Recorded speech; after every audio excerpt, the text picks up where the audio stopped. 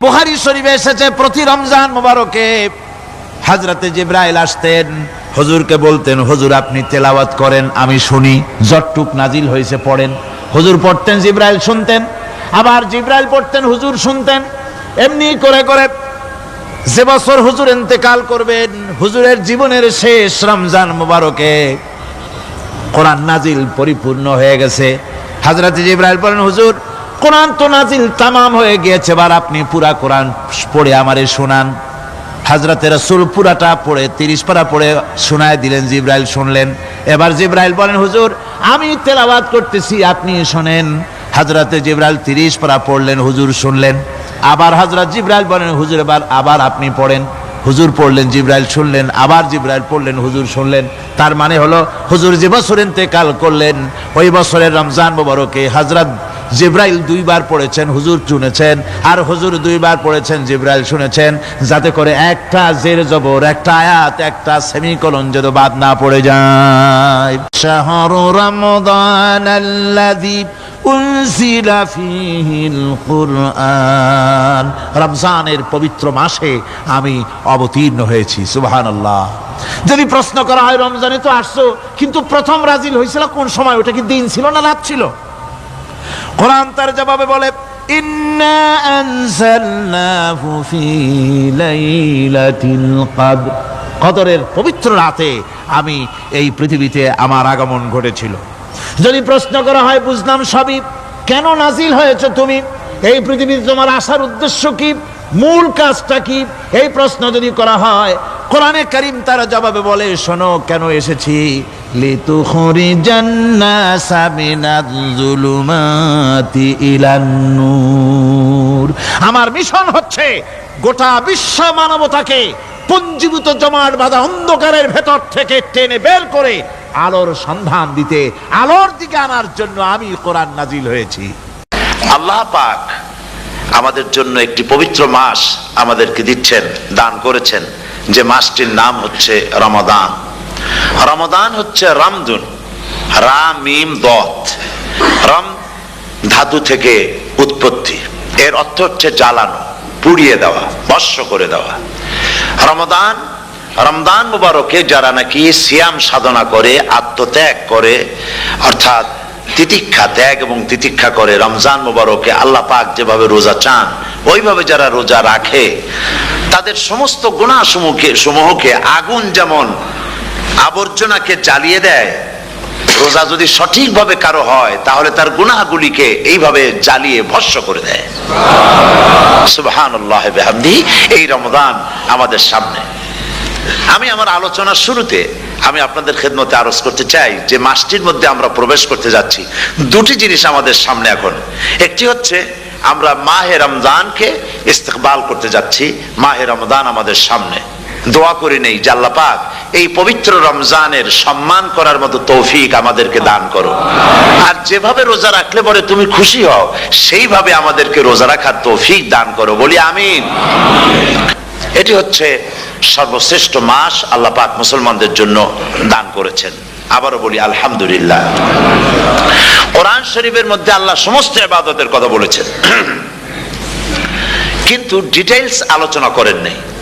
হজ করতে হবে, কিন্তু উকুফে আরাফা করতে হবে, রমিয়ে হিজার করতে হবে, রমিয়ে জেবার করতে হবে, তারপরে 7 বার তাওয়াফ করতে হবে, সাফা মারওয়া সাই করতে হবে। এগুলি কিন্তু কোরআন শরীফে আসে নাই, ডিটেইলস আসে নাই। নামাজ পড়তে হবে, কিন্তু জোহরে কয় রাকাত, আসরে কয় রাকাত, মাগরিবে কয় রাকাত, এই রাকাতগুলি কিভাবে বিন্যস্ত করতে হবে কোরআন শরীফে তা আসে নাই, বর্ণনা করা হয়নি। যাকাত দিতে হবে, কিন্তু কত টাকা হলে কত টাকা দিতে হবে, কত মন ধান হলে কতটুকু দিতে হবে, কত ছাগল হলে, কত গরু হলে, কত পরিমাণ সোনা হলে, কত পরিমাণ রৌপ্য মজুদ থাকলে যাকাত দিতে হবে, এর বিস্তারিত বিবরণ কোরআন শরীফে আসে নাই। চিন্তা হতে পারে যে তাহলে এগুলো আমরা পাইলাম কই? আমরা পেয়েছি কোরআনের ব্যাখ্যা হচ্ছে রাসূল করিম সাল্লাল্লাহু আলাইহি ওয়াসাল্লাম, হুজুর এটাকে আমাদেরকে বলে দিয়েছেন। তিনি শারে ছিলেন, শরীয়ত প্রণেতা ছিলেন। তো সমস্ত ইবাদতকে আল্লাহ পাক সংক্ষেপে সংক্ষেপে তিনি আউটলাইন অথবা গাইডলাইন তিনি দিয়েছেন আল্লাহ পাক। রমজান মুবারক হচ্ছে একমাত্র ইবাদত যে রমজান সম্পর্কে আল্লাহ পাক ডিটেইলস পূর্ণ একটি রুকু আল্লাহ পাক আলোচনা করেছেন। সুবহানাল্লাহ। রোজা শুরু করবেন কোনখান থেকে, শেষ করবেন কোথায় গিয়ে, সফরে প্লেনে যখন চলবেন তখন আপনার রোজার অবস্থা কি হবে, যদি দেশে যান তখন কি হবে, অসুস্থ হলে কি হবে, কিভাবে রোজা রাখবেন, কিভাবে রোজা ভাঙবেন, তারপরে কখন শুরু হবে, কখন কি হবে ইত্যাদি বিস্তারিত বিবরণ। রোজার মতো করে এত অন্য কোন ইবাদতের ব্যাপারে আল্লাহ এতটা বলেন নাই যতটা বলেছেন রোজার ব্যাপারে। তাহলে নিশ্চয়ই বুঝতে পারছেন রোজাটা অত্যন্ত গুরুত্বপূর্ণ ইবাদত। সবটাই গুরুত্বপূর্ণ, কিন্তু রোজাটা আল্লাহর কাছে বেশি গুরুত্বপূর্ণ। সুবহানাল্লাহ। আচ্ছা, বেশি গুরুত্বপূর্ণ কেন সে কথা কি বলবো? অবশ্যই বলবো। বেশি গুরুত্ব এই কারণে, আল্লাহ পাক বলেছেন, এটা হচ্ছে হাদিসে কুদসি। আল্লাহ পাক বলেছেন, আস-সাওমু লি ওয়া আনা আজজি বিহি। অন্য রিওয়ায়াতে এসেছে ওয়া আনা উজজা বিহি। আস-সাওমু লি, রোজা হলো আমার জন্য। কে বলতেছেন বলুন তো? আল্লাহ পাক বলছেন রোজা হচ্ছে আমার জন্য, রোজার পুরস্কার আমি দেব। অন্য বর্ণনায় এসেছে রোজা আমার জন্য আর রোজাদারের পুরস্কার আমি আল্লাহ নিজেই পুরস্কার। সুবহানাল্লাহ, সুবহানাল্লাহ। তাহলে প্রশ্ন আসে, আল্লাহ পাক বলছেন রোজা আমার জন্য, আস-সাওমু লি। আল্লাহ তো একথা কোথাও বলেন না আজ-যাকাতু লি, আস-সালাতু লি, আল-হাজ্জু লি। রোজা আমার কি বলে, যাকাত আমার জন্য, হজ আমার জন্য, নামাজ আমার জন্য, একথা কিন্তু আল্লাহ বলেন নাই। অবশ্যই আমরা যাকাত হোক, নামাজ হোক, হজ হোক কার জন্য করি? আল্লাহর জন্য করি। রমজানের ব্যাপারে আল্লাহ খাস করেছেন যে আস-সাওমু লি, রোজা আমার জন্য। এই কথাটার অর্থ কি, তাৎপর্য কি, ব্যাখ্যা কি, সিগনিফিকেন্স কি? এর সিগনিফিকেন্স হচ্ছে এই যে প্রত্যেকটা ইবাদতের দুটি ধরন আছে। কয়টা ধরন বলুন তো? দুটি ধরন। একটি ধরন হচ্ছে বাহ্যিক আর একটা হচ্ছে আভ্যন্তরীণ। প্রত্যেকটা ইবাদতের দুটি দিক আছে, একটা মানুষকে দেখানো আর একটা ভেতরের। যেমন নামাজ, একটি লোক নামাজ পড়ে না, কিন্তু এমন একটা সমাবেশের মধ্যে পড়ে গেছে সবাই নামাজ পড়ে। এখন আমি যদি নামাজ না পড়ি তাহলে লোকে বলবে কি? তখন উজু আছে কি না আছে দাঁড়ায় গেল, আল্লাহু আকবার। তাহলে দেখা গেল নামাজ আল্লাহর জন্য পড়ে, আবার মানুষের জন্য দেখাবার জন্য করে। যাকাত এটা দেয় মানুষে, তার নিয়তটাকে আল্লাহ পাক ভালো জানেন। কিন্তু কিছু লোক তেমন আছে যাকাতের নামে লুঙ্গি, আমাদের দেশে আছে, এখানে কি করে আমি জানি না, লুঙ্গি শাড়ি কিনে তারপরে বাড়িতে সব জমা করে এরপরে গরিবদের দাওয়াত দেয় এবং সকলকে দেখায় এভাবে লুঙ্গি দিল, শাড়ি দিল, লোকেরা দেখলো যে যাকাত দিল, খুব যাকাত দিয়েছে। কোরবানির ব্যাপারে এভাবে বিরাট একটা গরু কিনলো, কিনে মানুষকে দেখাইলো। চট্টগ্রামে আছে সবচেয়ে বড় দামের গরু একটা কিনে গরুর গলায় মালা একটা পরাইয়া তারপরে শহর ঘুরায়। এখন অবশ্য এটা কমে গেছে আগের থেকে অনেক। মানুষ দেখুক যে অমুকে এই গরুটা কোরবানি করেছে। এটা কি কোরবানির জন্য হলো না মানুষকে দেখাবার জন্য হলো? হজ, টাকা আছে, লোকেরা বলবো কি যে এত টাকার মালিক তাও হজে যায় না, সুতরাং যাই একটু হজ করে আসি। তাহলে হজ করা গেল, আবার মানুষকে দেখাবার জন্য করলো। দুটি জিনিস আছে। কিন্তু একমাত্র রোজা যদি কেউ রাখে মানুষকে দেখাবার জন্য সকাল থেকে শুরু করে সন্ধ্যা পর্যন্ত না খাইয়া কোনো পাগলও থাকবে না। বলেন আপনারা ঠিক কিনা? সে তো মানুষকে দেখাবার জন্য দাঁত পরিষ্কার করে নিল আর দুপুরে ভাত খাই নিল, বউতেও টের পাইল না। পারবে কিনা? পারবে। টয়লেটে গিয়ে খাইয়ে নিল ভালো করে, কোন একটা আড়াল জায়গা নিয়ে খেয়ে গেল, বাচ্চাও দেখলো না, বউতেও দেখলো না, খেয়ে নিল। তাহলে সে তো রোজা রাখলো না। আল্লাহ পাক বলছেন আস-সাওমু লি, রোজা হচ্ছে আমার জন্য। যে রোজা রাখে আমার জন্যই রাখে, মানুষকে দেখাবার জন্য সারাদিন না খাইয়ে থাকার কোনো প্রশ্নই ওঠে না। সুবহানাল্লাহ। সুতরাং রোজা যে রাখলো সে আমার জন্যই রাখলো। ওয়া আনা আজজি বিহি, রোজার পুরস্কার আমি আমার হাত দিয়ে দেব। সুবহানাল্লাহ, আমার হাত দিয়ে দেব।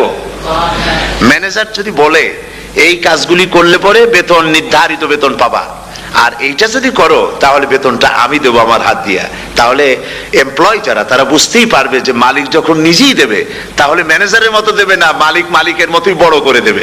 তা আল্লাহ পাক ফেরেশতাদের কাছে এটা রাখেন নাই, সব নাকি তোমরা লেখো গিয়া, আর রোজার সওয়াব আমার হাত দিয়ে আমি দেব। সুবহানাল্লাহ। এরপরে আল্লাহ পাক বলছেন, অন্য রিওয়ায়াতে এসেছে রোজা আমার জন্য আর রোজাদারের পুরস্কার আর কিচ্ছু না, রোজাদারের পুরস্কার আমি আল্লাহ নিজেই পুরস্কার হয়ে যাব। সুবহানাল্লাহ। হাদিস শরীফে এসেছে রোজা রাখলে পরে ক্ষুধার কারণে, খালি পেটে থাকার কারণে টক্সিন জাতীয় এক প্রকারের গ্যাস তৈরি হয় পেটের ভেতরে, স্টমাকের মধ্যে, ফলে মুখে এক রকমের দুর্গন্ধের সৃষ্টি হয়।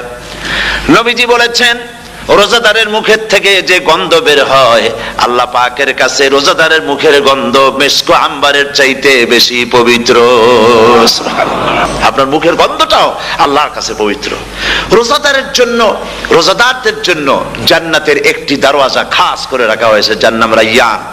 এই দরওয়াজা রোজাদারদের জন্য, কেবলমাত্র রোজাদারেরা সেখান থেকে প্রবেশ করবে, আর কেউ প্রবেশ করতে পারবে না। এই রোজাদারদের সম্পর্কে আল্লাহ পাক বলেছেন, হাদিস শরীফে এসেছে, বুখারী শরীফের হাদিস, রাসূল করিম সাল্লাল্লাহু আলাইহি ওয়াসাল্লাম বলেছেন, লিসাইমে ফারহাতান, ফারহাতুন ইনদা ফিতরিহি ওয়া ফারহাতুন ইনদা লিকাই রাব্বিহি। রোজাদারের জন্য দুইটা খুশি। কয়টা খুশি বলুন তো? কে বলছেন? আল্লাহ রাসূল বলছেন রোজাদারের জন্য দুইটা খুশি। লিসাইমে ফারহাতান, দুটি খুশি। ফারহাতুন ইনদা ফিতরিহি, একটা খুশি হচ্ছে ইফতারের সময়। এই ফিতরিহিতে, এই ফিতরিহি দুটি কথা, এই একটি কথার দুটি ব্যাখ্যা হয়। একটা হচ্ছে ইফতারের সময়, ইফতারের কথা বলা হয়েছে, আর ঈদের কথাও এর মধ্যে বলা হয়েছে। ইফতারের সময় হলে একটা খুশি, আর একটা খুশি হচ্ছে ইনদা লিকাই রাব্বিহি, যখন রোজাদারের সঙ্গে আল্লাহ পাক দেখা করবেন তখন হবে আরেকটা খুশি। তার মানে হচ্ছে রোজাদারদের সঙ্গে স্পেশাল আল্লাহ রাব্বুল আলামিন সাক্ষাৎকারের ব্যবস্থা করবেন। সুবহানাল্লাহ। তাহলে দুটি জিনিস হলো, একটা হলো ইফতারের জন্য দুটা, রোজাদারের জন্য দুটা খুশি, একটা হলো ইফতারের সময়, আর একটা হচ্ছে আল্লাহর সঙ্গে যখন দেখা করবে। তো ইফতারের যে খুশিটা, এই খুশি রোজাদার ছাড়া কেউ বুঝবে না। ইফতার সারাদিন রোজা রাখার পর সামনে পেঁয়াজি, বেগুনি, সালাদ, তরমুজ, মিষ্টি, তারপরে আম্বালা সুইট মিটের নানান রকমের মিষ্টি, এরপরে মুড়ি, কত কিছু সব সামনে নিয়ে বসে আছে। দেখছেন অবস্থা? সমস্ত কিছু সামনে বসা, ঘড়ির দিকে তাকানো। আপনি যদি 5 মিনিট আগে খান, ফেরেশতা এসে মুখের উপর থাপ্পড় মারবে, বেটা খাইলি কেন? বলবে কেউ? বলবে না। কোন ফেরেশতা লাঠি নিয়ে দাঁড়ায় আছে? দাঁড়ায় নাই, কিন্তু আপনি খাচ্ছেন না কেন? সুবহানাল্লাহ, সুবহানাল্লাহ বলবেন না? অন্তত 1500 বছর আগে আল্লাহ রাব্বুল আলামিন নির্দেশ করে রেখেছেন, সূর্য সাদা হওয়া থেকে, পূর্ব দিগন্ত সাদা হওয়া থেকে শুরু করে পশ্চিম দিগন্তে যখন কালো হয়ে কালো রেখা দেখা দেবে, যখন মাগরিব হয়ে যাবে, সূর্যাস্ত যাবে, ততক্ষণ পানাহার আর স্ত্রী সম্ভোগ থেকে বিরত থাকো। 1500 বছর আগের আল্লাহ রাব্বুল আলামিনের এই নোটিশ কিভাবে কার্যকরী হচ্ছে উম্মতের মধ্যে, মুসলমানদের ভেতরে। খাবার সামনে আছে, পিপাসা লেগেছে, এখন তো পিপাসা লাগে না, খুব ঠান্ডার সময়, এখন রোজা রাখতে খুব মজা হবে, তাই না? খুব মজার রোজা। কিন্তু এই রোজা যখন জুন মাস আর জুলাই মাসে আসবে, তখন টের পায় মানুষ রোজা কাহাকে বলে।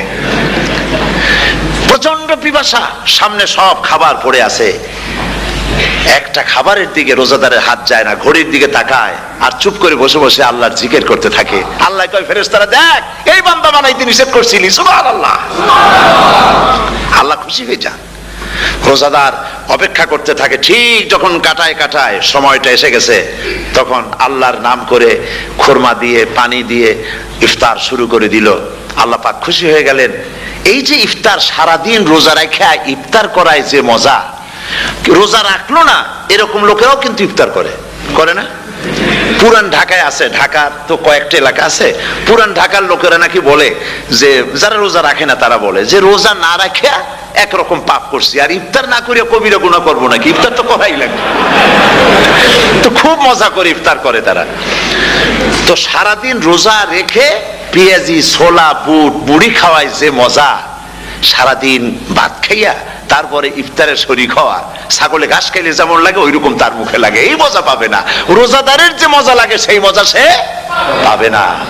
সারা মাস রোজা থাকার পর, আল্লাহর হুকুম মেনে সারা রাত রোজা রাখার পর, তারপরে ঈদের দিনে জামা কাপড় পরিষ্কার করে, শেরওয়ানি গায়ে লাগাইয়া, পাঞ্জাবি পরে, আতর মেখে, এরপরে ঈদের জামাতে যখন দাঁড়ায় যায়, সে যে মজা পায়, সারা মাস রোজা রেখে ঈদের জামাতে গিয়ে সে যে মজা পায়, যে রোজা রাখলো না, ঈদের দিনে খুব জামা পাজামা, সেন্ট এগুলো মেখে টেকে প্রথম কাতারে গিয়ে দাঁড়ায় গেছে, ও সেই মজা পাবে না। ওর মনের মধ্যে একটা চোর চোর ভাব থেকেই যায়। সে মনে মনে ভাবে এই জামাত আমার না, জোর করে আসছি, এইখানে দাঁড়াবার যোগ্যতা আমার নাই। মনের মধ্যে সে একটা অপরাধী ফিল করে, সে ফিল করতে থাকে। সুতরাং রোজাদারের জন্য দুইটা খুশি, একটা হচ্ছে ইফতারের সময়, আর একটা খুশি হবে যখন আল্লাহ তাদেরকে দেখা দেবেন। সুবহানাল্লাহ। এই রোজা আল্লাহ পাক দান করেছেন। আচ্ছা, কি জন্য রোজা আমাদের দিলেন? এই জন্য দিয়েছেন যে একটা মাস পৃথিবীর মুসলমানরা না খেয়ে থাকুক দিনের বেলায়, ওই না খেয়ে থাকার যে খাবারগুলি বাঁচবে এগুলি আল্লাহ অন্য কোন এলাকার মানুষদের খাওয়াবেন নাকি? এই জন্য করেছেন রোজা, এই জন্য করেন নাই। রোজার ফজিলত আল্লাহর নবী বলেছেন, রমজান মুবারকের এত ফজিলত, মানুষ যখন কোন ইবাদত করে আল্লাহ পাক সেই ইবাদতের নেক আমলের সওয়াব 10 থেকে শুরু করে 700 পর্যন্ত বাড়ায় দেন। 10 থেকে শুরু করে 700 বাড়ায় দেন, ইল্লা সাওম, রোজা ছাড়া। নবীজি বলেছেন, রমজান মুবারকে কেউ যদি একটি নফল কাজ আদায় করে, একটি নফল ইবাদত করে, অন্য মাসের একটি ফরজ আদায় করার সওয়াব আল্লাহ পাক নামায়ে আমলে দিয়ে দিবেন। রমজান মুবারকে কেউ যদি একটি ফরজ আদায় করে, অন্য মাসের 70টি ফরজ আদায় করার মতো সওয়াব আমলনামায় আল্লাহ দিয়ে দিবেন। সুবহানাল্লাহ। এই মাস আমাদের সামনে, আল্লাহু আকবার বলি, আল্লাহু আকবার বলি, আলহামদুলিল্লাহ। এই পবিত্র মাস আমাদের সামনে। এই মাসে এত সওয়াব, নফল হয় ফরজের মতো, আর ফরজ হয় 70টা ফরজের মতো। এত সওয়াব কেন হইল? আমরা না খেয়ে থাকি সেই জন্য নাকি? বলতে পারেন কেন হলো? একটি কারণ, শাহরু রমাদান আল্লাযী উনজিলা ফীহিল কুরআন। সুবহানাল্লাহ বলবেন না? এই রমজান মাস হচ্ছে সেই মাস যে মাসে আল্লাহ রাব্বুল আলামিন কোরআনে কারীমকে নাজিল করেছেন।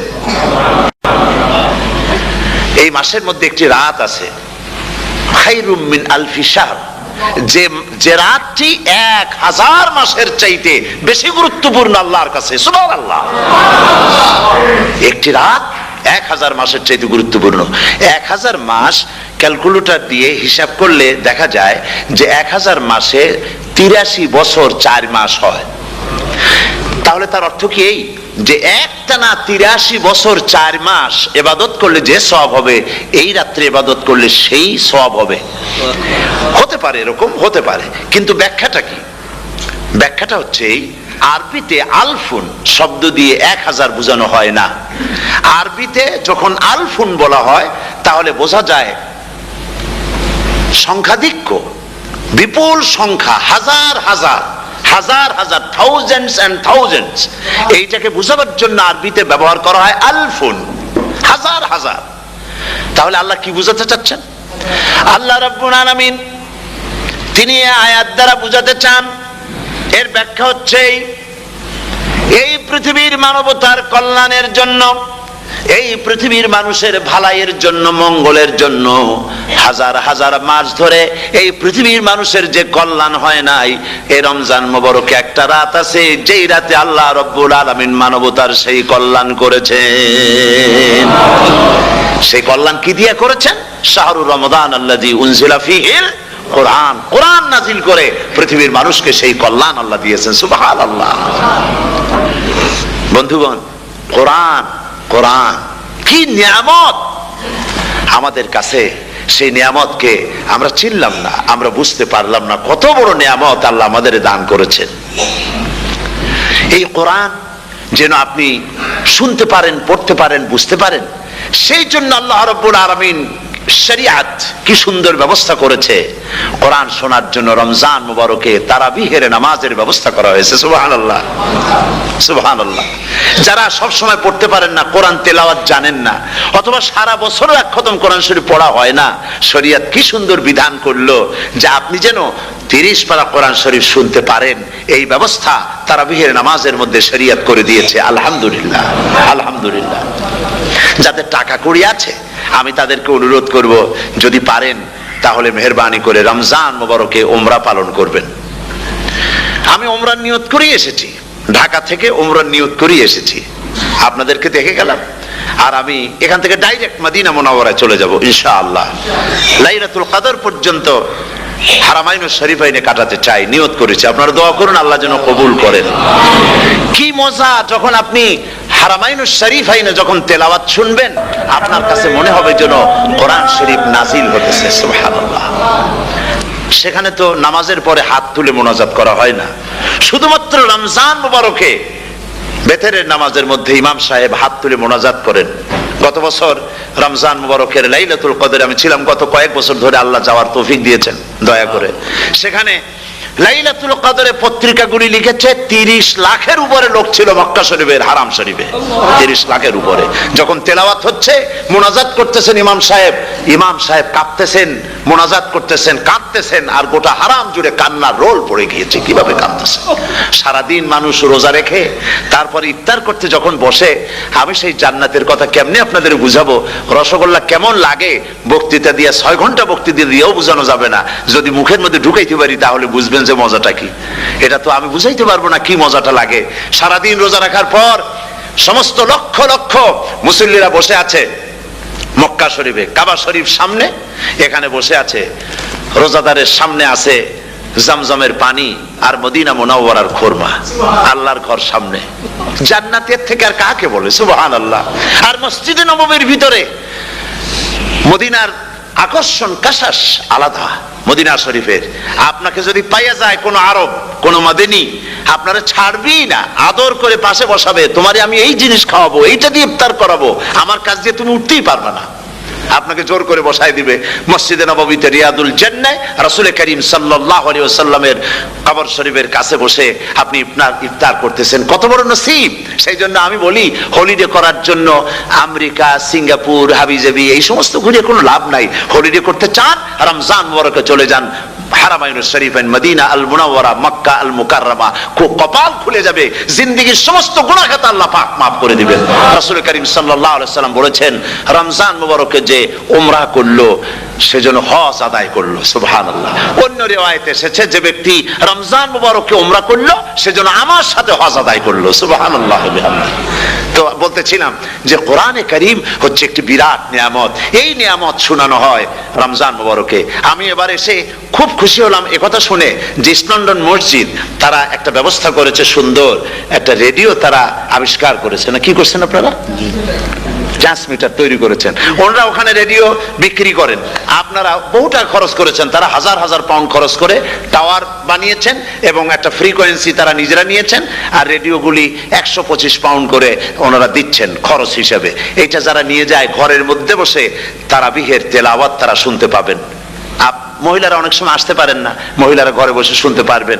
ওই ইস্ট লন্ডন মসজিদে যত ওয়াজ হবে, তেলাওয়াত হবে, নামাজ হবে, আজান হবে, ওয়াজ হবে, জিকির হবে, সব আপনার ঘরে বসে আপনি শুনতে পারবেন। আল্লাহ রাব্বুল আলামিন এই ইকদামকে, এই পদক্ষেপকে আল্লাহ কবুল করুন, সবাই বলেন আমিন।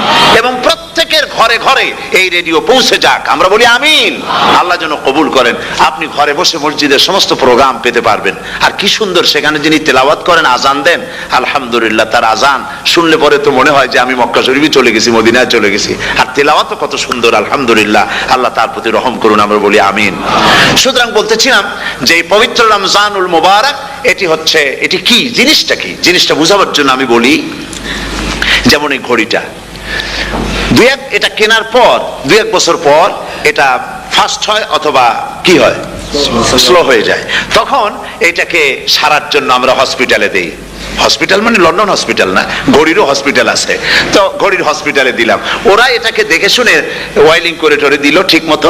একবার যদি ঠিক করে দিল, আবার আমার 1-2 বছর চললো, আর কোনো ডিস্টার্ব করবে না, ঠিক কিনা? আপনার গাড়ির ইঞ্জিন যদি কোনো রকমের অসুবিধা করে, তাহলে গাড়ির ইঞ্জিনকে ওভারহোলিং করতে হয়, ইঞ্জিন ডাউন দিতে হয়।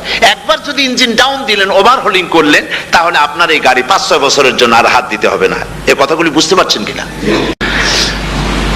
সারা জীবন, সারা মাস অন্যায় করার পরে, গুনাহ করার পরে মানুষের অন্তঃকরণে কালিমা লেগে যায়, আল্লাহ রাব্বুল আলামিন রমজান মোবারকের একটা ব্যবস্থা করেছেন, ইঞ্জিন ওভারহোলিং এর মতো, ইঞ্জিন ডাউন দেওয়ার মতো আপনার কালবকে, আপনার আত্মাকে, আপনার বিবেককে, আমার বিবেককে পরিষ্কার করার জন্য রমজান মাস করে দিয়েছেন। রমজান মোবারকের একটি মাসের কোর্স যদি কমপ্লিট করা যায়, তাকওয়া দিয়া যদি ভরে দেওয়া যায়, তাহলে বাকি 11 মাস আরামসে চলবে, কোনো অসুবিধা হবে না। নবীজি বলেছেন রমজান মুবারকে মাস আসার সঙ্গে সঙ্গে আল্লাহ রাব্বুল আলামিন তিনি জান্নাতের সমস্ত দরজাগুলি খুলে দেন, আর জাহান্নামের সব দরজাগুলি আল্লাহ রাব্বুল আলামিন বন্ধ করে দেন। সুবহানাল্লাহ। আর শয়তানকে শৃঙ্খল দিয়ে বেঁধে ফেলা হয়, শিকল দিয়ে শয়তানরা বাঁধা হয়ে যায়। এই হাদিসটা যখনই শোনাই বিভিন্ন জায়গায়, লোকেরা বিভিন্ন জায়গায় প্রশ্ন করে, হুজুর কোন তো যে শয়তানরে বাঁধতে হয়, কিন্তু রমজান মাস হতো লোকেরা মদ খায়, মিথ্যা কথা কয়, তাহলে শয়তান বাঁধা থাকলো কেমনে? আমি বলি দেখেন, এরও ব্যাখ্যা আছে। এর ব্যাখ্যা হলো এই, কোন কোন ঘড়ি আছে একবার চাবি দিলে 6 মাস চলে, আর একবার চাবি দিলে 2 বছর চলে, আবার চাবি দিলে লাইফ চলে যায়, এরকমের ঘড়িও আছে। কোন কোন মানুষের শয়তানে এমন চাবি দিছে যে চাবিতে 6 মাস চলে, কোনটায় 10 মাস চলে, কোনটায় বছর চলে। রোজার মাসেও যারা গুনাহ করে শয়তানে এমন চাবি দিছে যে রোজার মাসেও বন্ধ হচ্ছে না, এরা শয়তানের খপ্পরে পড়ে গেছে। আল্লাহ এই চাবি থেকে মুসলমানদেরকে হেফাজত করুন, বলি আমিন। জোরে বলেন আমিন। শয়তান থেকে পানাহ কেউ দিতে পারে না, কোন গভর্নমেন্ট পারবে না। ব্রিটিশ গভর্নমেন্ট পারবে নাকি? American government? কেউ পারবে না। শয়তান থেকে পানাহ দিতে পারে কেবলমাত্র কে? ওই আল্লাহ রাব্বুল আলামিন আমাদেরকে শিখায় দিয়েছেন, শয়তানের ওয়াসওয়াসা থেকে আমার কাছে পানাহ চাও। আউযু বিল্লাহি মিনাশ শাইতানির রাজিম। বিতাড়িত মরদুদ শয়তানের ওয়াসওয়াসা থেকে পানাহ চাই, আল্লাহর কাছে পানাহ চাও। আল্লাহ পাক বলেন আমি পানাহ দিতে পারি শয়তানের ওয়াসওয়াসা থেকে। শয়তান থেকে আশ্রয় একমাত্র সিকিউরড, নিরাপত্তা পেয়েছেন আল্লাহর পয়গম্বরেরা। সুবহানাল্লাহ। আম্বিয়া আলাইহিমুস সালাম তারা আল্লাহ কর্তৃক নিয়ন্ত্রিত, শয়তানের ক্ষমতা নাই পয়গম্বরদের কাছে যাওয়া। চতুর সীমানার ভেতরে শয়তান প্রবেশ করে কোন নবীকে ওয়াসওয়াসা দিতে পারবে না, বলি সুবহানাল্লাহ। এই জন্য শয়তান থেকে বেঁচে যাওয়া, শয়তানের ওয়াসওয়াসা থেকে বাঁচা খুবই কঠিন। সেই জন্য আল্লাহ পাক বলছে শয়তানকে বেঁধে রাখা হয়, জান্নাতের সমস্ত দরজা খোলা, জাহান্নামের সমস্ত দরজা বন্ধ হয়ে যায়। এই নিয়ামতের মাস আমাদের সামনে। প্রত্যেকটি যখন কোন ওয়ার্কশপ হয়, তো ওয়ার্কশপের জন্য এক একটা কি বলে সিলেবাস থাকে। রমজান মুবারক একটা ওয়ার্কশপ। এই ওয়ার্কশপের মধ্যে একটা সিলেবাস আছে, সেই সিলেবাসের নাম হচ্ছে কোরআন। কোরআন কোরআন কোরআন নাজিলের মাসে আমরা কি কোরআন তেলাওয়াত করি? বলেন। রোজা হচ্ছে, হাদিস শরীফের মধ্যে বলা হয়েছে আস-সাওমু জুন্নাহ, রোজা হচ্ছে ঢাল। রোজা কি কন্ত? ঢাল। বোঝেন তো ঢাল কি? প্রোটেক্টর। আপনি জিহাদের ময়দানে, যুদ্ধের ময়দানে নিরাপত্তার জন্য, বাইরের থেকে আক্রমণকে ফিরাবার জন্য কি ব্যবহার করেন? ঢাল ব্যবহার করেন। রোজা হচ্ছে ঢাল, শয়তানের সমস্ত আক্রমণ থেকে বাঁচার জন্য রোজা হচ্ছে ঢাল। রোজার দিনে কেউ যদি আপনার সাথে ঝগড়া করে, তাহলে রাসূল বলেছেন তুমি বলো, তুমি ঝগড়ায় প্রবৃত্ত হবে না। তোমার সাথে যদি কেউ ঝগড়া করে, তুমি বলবে ইন্নী সাইম, আমি রোজাদার। আমি তোমার মতো ঝগড়া করতে আমিও পারি, আমি তোমার মতো গালাগালি দিতে পারি, কিন্তু আমি দেব না, ঝগড়াও করব না, গালিও দেব না, মারামারিও করব না, কারণ আমি রোজাদার। সুবহানাল্লাহ। রোজা আপনাকে গুনাহ থেকে বাঁচায় দেবে। দেখেন রোজা কিভাবে গুনাহ থেকে বাঁচায়। মিথ্যেবাদী, মিথ্যেবাদী সারাক্ষণ মিথ্যে কথা বলে, কিন্তু রোজার মাস আসছে। এখন মিথ্যাবাদী যারা, তাদের ঘনিষ্ঠ লোকদের কাছে শুনেছি যে তারা বলে, যদি কোনো লোক দিনের বেলা এসে যায় আর এমন কথা, যে কথা বলতে গেলে মিথ্যা বলা ছাড়া উপায় নাই তার জন্য, সে তখন বলে ভাই তুমি তো অসময় আসছো, এখন আমি খুব ব্যস্ত, আই এম ভেরি বিজি, তুমি রাত্রে আসো। কথা বুঝতে পেরেছেন তো? রোজা হচ্ছে কি? রোজাটা কি বলে? ঢাল। কোন মেয়ে লোকের দিকে চোখ পড়লো, আহা আমি তো রোজাদার, চোখকে সাথে সাথে নিচে নামায় ফেললো, গানের আওয়াজ আসলো, আমি তো রোজাদার, সে গানটা শুনলো না। কাজী সমস্ত গুনাহ থেকে বাঁচার জন্য রোজা একটা বিরাট হাতিয়ার। সুবহানাল্লাহ। এই মাসে আল্লাহ রাব্বুল আলামিন এই মাসটা, এই রোজাটা কেন দিয়েছেন? লাআল্লাকুম তাত্তাকুন, ইয়া আইয়ুহাল্লাযীনা আমানু কুতিবা আলাইকুমুস সিয়ামু কামা কুতিবা আলাল্লাযীনা মিন ক্বাবলিকুম লাআল্লাকুম তাত্তাকুন। হে বিশ্বাসীরা, তোমরা যারা ঈমান এনেছো, শোনো, আমি রোজাকে তোমাদের জন্য ফার্জ করেছি, যেমন করে ফার্জ করেছিলাম তোমাদের পূর্বপুরুষদের উপরে। রোজা শুধু আমাদের উপরে ফরজ হয়েছে তা না, আমাদের আগে যারা যেসব নবীরা আসছিলেন তাদের উপর রোজা কি ছিল? ফরজ ছিল। সুতরাং এই রোজা তোমাদের উপরে ফরজ, এই জন্য লাআল্লাকুম তাত্তাকুন, যাতে করে তোমরা কি হতে পারো? পরেজগার হতে পারো। কি হতে পারো? পরেজগার, মুত্তাকি হতে পারো, আল্লাহকে ভয় করতে পারো। একমাত্র আল্লাহর ভয় মানুষকে ভালো বানাতে পারে। একটা মানুষ জান্নাতে যাওয়ার জন্য, জাহান্নাম থেকে বাঁচার জন্য একটা জিনিস, কয়টা জিনিস বলেন? একটি জিনিস যদি ভেতরে থাকে তাহলে সমস্ত গুনাহ থেকে বাঁচতে পারে। আর একটি জিনিস যদি না থাকে তাহলে এমন কোন কাজ নাই পৃথিবীতে যা সে করতে পারে না। সেই কাজটার নাম কি? তাকওয়া। সবাই বলেন, কাজটার নাম কি? তাকওয়া। যদি ভেতরে আল্লাহ পাকের ভয় থাকে, রব্বুল আলামিন আমাকে দেখছেন, তিনি আমাকে শুনতেছেন, এই ভয় যদি অন্তঃকরণের ভিতরে থাকে, তাহলে এই লোকটি কোনো গুনাহের কাজ করতে পারবে না, মিথ্যা বলতে পারবে না, ওজনে কম দিতে পারবে না, খাদ্যে ভেজাল দিতে পারবে না, শয়তানি বদমাশি করতে পারবে না। আর যদি এই জিনিসটির অভাব থাকে, যদি তাকওয়া না থাকে, তাহলে সমস্ত অন্যায় কাজ সে করতে পারবে। এই জন্য আল্লাহ রাব্বুল আলামিন বলেন, রোজা এই জন্য দান করেছে যাতে করে, রোজার মাস এই জন্য দিলাম, লাআল্লাকুম তাত্তাকুন, তোমাদের ভিতরে তাকওয়ার সৃষ্টি হয়। এই ওয়াজ আমি আপনাদের সামনে অনেকবার করেছি। হযরত ওমর রাদিয়াল্লাহু তাআলা আনহু রাতের বেলায় ঘুরতে ঘুরতে দেখেন এক বাড়িতে আলো জ্বলছে, শেষ রাত। এই রাত্রে বাড়িতে আলো জ্বলে কেন? ভাবলেন কোনো অসুখ বিসুখ হলো নাকি। তো উনি কাছে গেছেন, গিয়ে কান পেতে শুনতেছেন। বাড়ির মালিক বুড়ি তার যুবতী মেয়েকে ডেকে বলছে, মা ওঠো, তাড়াতাড়ি ওঠো। কেন? কয় যে সকাল তো হয়ে গেল, দুধ দই এনেছি, আমি দুধ এনে রাখছি, এখন তুমি পরিমাণ মতো সবটা পাত্রে পানি দিয়ে ভরে দাও, তাহলে ওজন বেশি হবে আর আমরা ভালো লাভ করতে পারবো। মেয়ে বলছে, মা তুমি বলো কি, এটা আমার দ্বারা সম্ভব না। কেন সম্ভব নয়? হযরত ওমর এক ফরমান জারি করেছেন, তিনি বলেছেন পানিতে, দুধের মধ্যে পানি মিশাতে নিষেধ করেছেন। তাছাড়া রাসূল করিম সাল্লাল্লাহু আলাইহি ওয়াসাল্লাম খাদ্যদ্রব্যে ভেজাল দিতে নিষেধ করেছেন। কাজী হযরত ওমরের এই নির্দেশকে আমি অমান্য করতে পারবো না। মা বলছে, দেখো ওমর এখন তো ঘুমাইতেছে, এত রাত্রে তিনি কি এখানে আসছেন নাকি আমাদের এই কারবার দেখতে? তুমি পানি মিশাও ইচ্ছে মতো। মেয়ে বলছে, মা হযরত ওমর ঘুমাতে পারেন, তার পুলিশেরা, তার গোয়েন্দা বিভাগের লোকেরা ঘুমাতে পারেন, হযরত ওমরের চোখকে ফাঁকি দেওয়া যাবে, হযরত ওমরের পুলিশকে ফাঁকি দেওয়া যেতে পারে, কিন্তু আল্লাহ রাব্বুল আলামিনের চোখকে ফাঁকি দেওয়া যাবে না। আমার পক্ষে সম্ভব নয়, আমি দুধে পানি মিশাতে পারবো না। হযরত ওমর রাদিয়াল্লাহু তাআলা চলে গেলেন, গিয়ে তার ছেলেকে ডেকে বললেন, ছেলে আমি তো এখন বুড়া হয়ে গেছি, আমার বিয়ের বয়স নাই, আমি একটা মেয়ের খোঁজ নিয়ে আসছি, যদি আমার বয়স থাকতো এই মেয়েটার আমি বিয়ে করতাম। সুবহানাল্লাহ, সুবহানাল্লাহ। তো এই মেয়েটা তুমি খোঁজ নাও, যদি বিয়ে না হয়ে থাকে তুমি প্রস্তাব দাও বিবাহের। কি সৌন্দর্য তিনি দেখলেন মেয়েটার মধ্যে, স্বাস্থ্য, রূপ, যৌবন, কি দেখলেন? তাকওয়া। জোরে বলেন না, কি দেখলেন? তাকওয়া।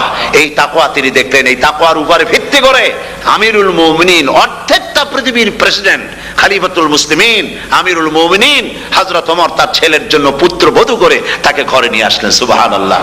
ফায়দা কি হলো?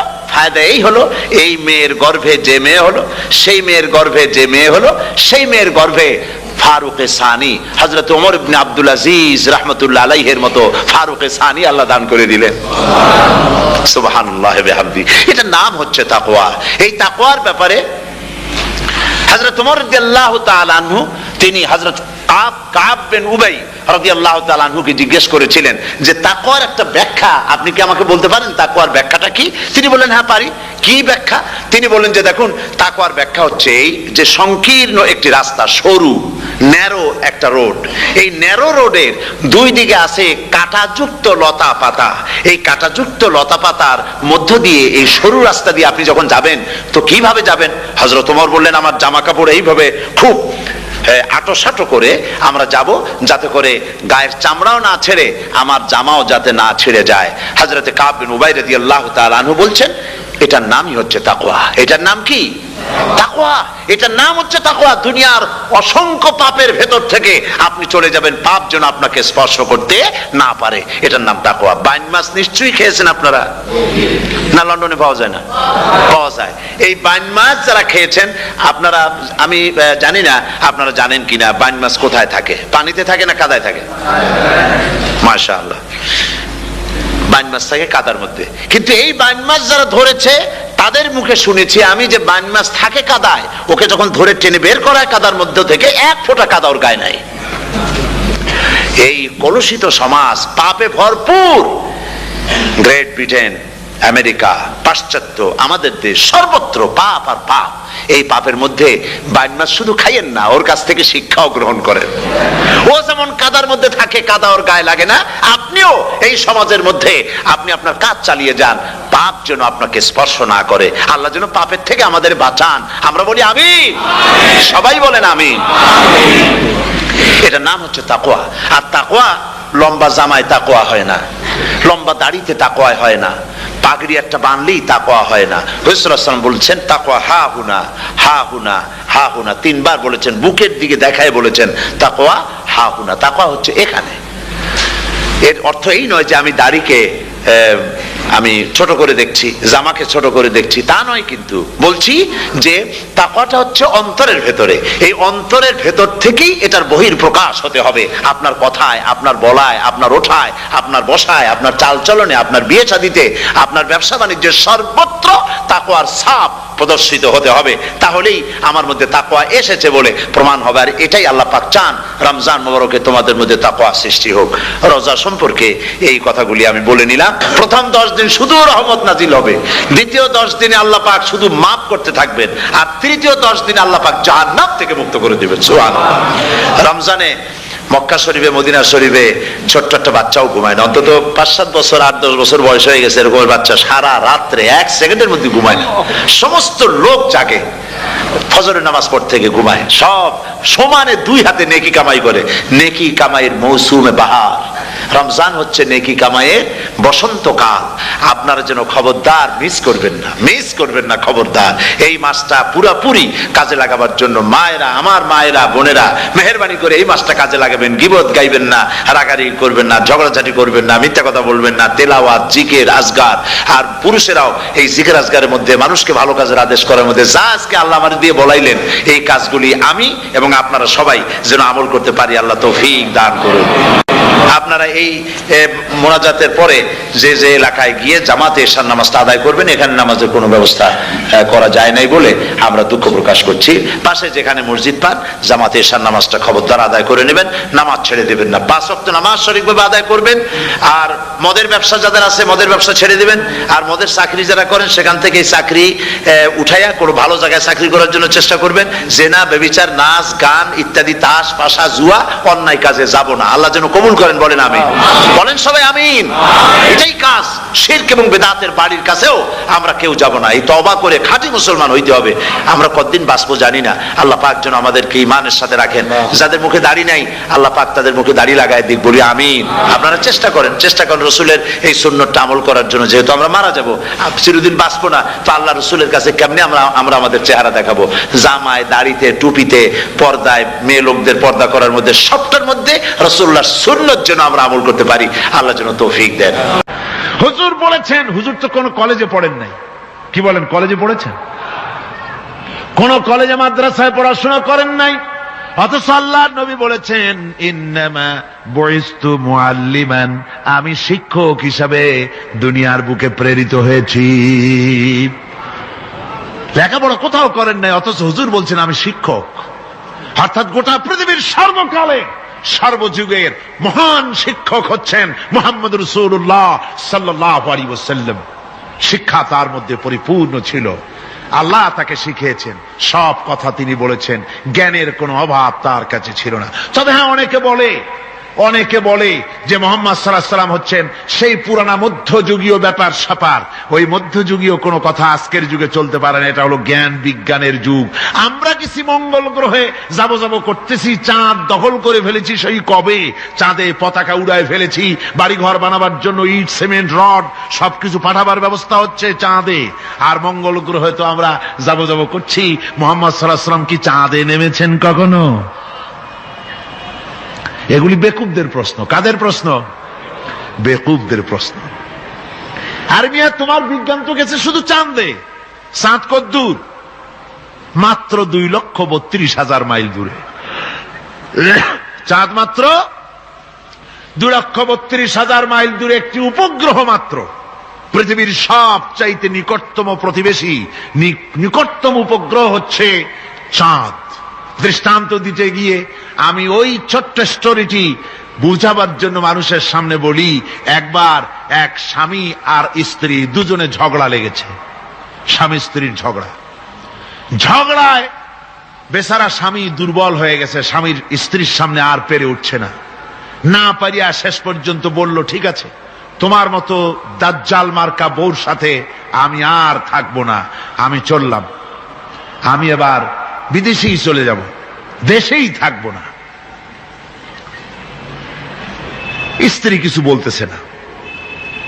স্বামী দেখে যে সন্ধ্যা পর্যন্ত স্ত্রী তাকে সাধেও না, মহা সমস্যা।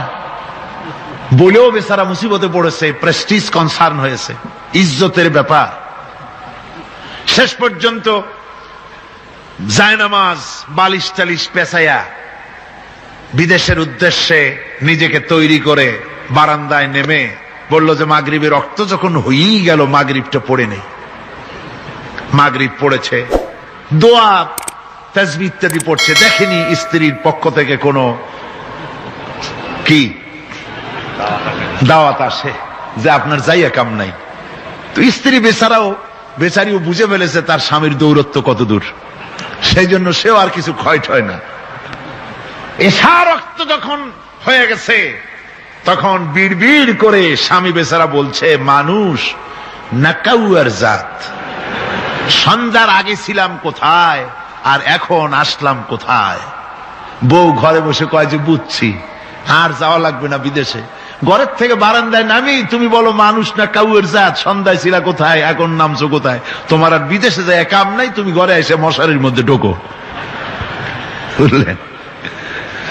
তো পৃথিবী থেকে মাত্র 2,32,000 মাইল দূরে চাঁদ, সেই চাঁদে অবতরণ করে বলছে মুহাম্মদ সাল্লাল্লাহু আলাইহি ওয়াসাল্লাম কি চাঁদে গেছে? আরে বেকুব, 2,32,000 মাইল দূরের চাঁদ নয়, 9,30,00,000 মাইল দূরের সূর্য নয়, কোটি কোটি সহস্র কোটি মাইল দূরের গ্যালাক্সি নয়, মিল্কি ওয়ে নয়, সমস্ত তারকারাজি গ্রহ পুঞ্জ সব কিছুকে পেরিয়ে গিয়ে 7 আকাশ ফুড়ে মুহাম্মদ সাল্লাল্লাহু আলাইহি সাল্লাম আরশে আজিম ভ্রমণ করেছেন, যা পৃথিবীর কোন বিজ্ঞানের পক্ষে সম্ভব নয়।